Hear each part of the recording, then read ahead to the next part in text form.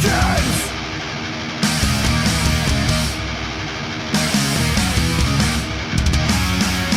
Get to the chopper. It's the only way out.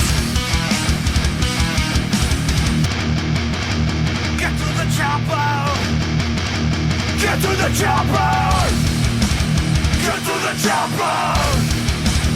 Get to the chopper. Get to the chopper. Get to the chopper.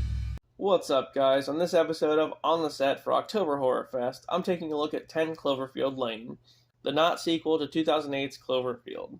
Yeah, apparently it's like an anthology type situation and the films aren't related, but they kind of still are, so I don't know. Let's check it out. Following an argument with her fiancé Ben, Michelle packs up and heads to New Orleans. That night, Ben calls her and tries to get her to come back. As the radio reports blackouts in the area, something hits her car and she flips off the road. Oh no, not Ramona! That's Ramona Flowers? Anyway, Michelle wakes up in a concrete room deep underground and is chained to the wall. Just then, a guy named Howard walks in and she tries to attack him, but unsuccessfully. Howard tells her about some kind of attack that happened up on the surface, and that he found her after the accident. Also, he mentions that they can't go above ground for quite a while due to the air being poisoned. So, that sucks.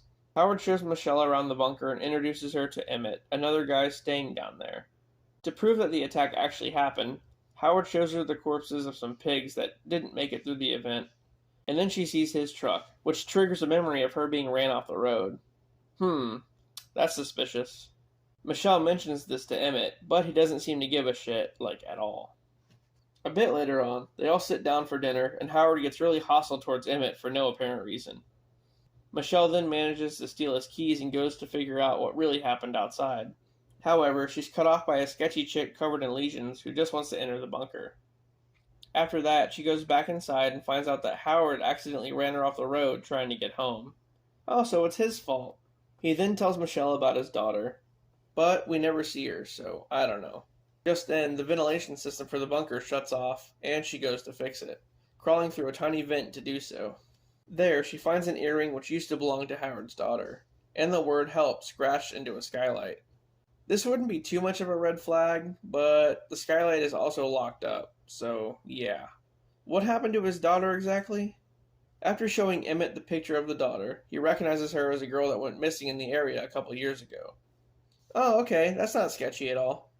Then the two of them make a plan to escape. Howard finds out about it and shoots Emmett in the head. Well, damn, man. In retaliation, Michelle dumps a barrel of acid on Howard and escapes in a makeshift hazmat suit. Once she's outside, everything appears normal, until a spaceship appears in the background. Suddenly, the spaceship begins to follow her, but she subdues it with a Molotov cocktail, like a boss. Did she really just throw a Molotov cocktail at a fucking UFO? I guess she did. Then, Michelle drives off in Howard's truck. The end. Well, yeah, it really doesn't have much to do with the first movie, like, at all. And John Goodman was a straight-up psychopath in this. I mean, the acid bath was a bit much, even for him, but, yeah. Anyway, Mary Elizabeth Winstead, made it out, and it wasn't even that bad. So I think Howard was kind of over-exaggerating a little bit. He made it sound like a nuke dropped or something. I mean, wow, one spaceship that was taken out with a Molotov cocktail? Come on. Anyway, I'll see you guys in the next episode for Part 3. And yeah, it's still not related, but it still is. Are you confused? So am I. See you then.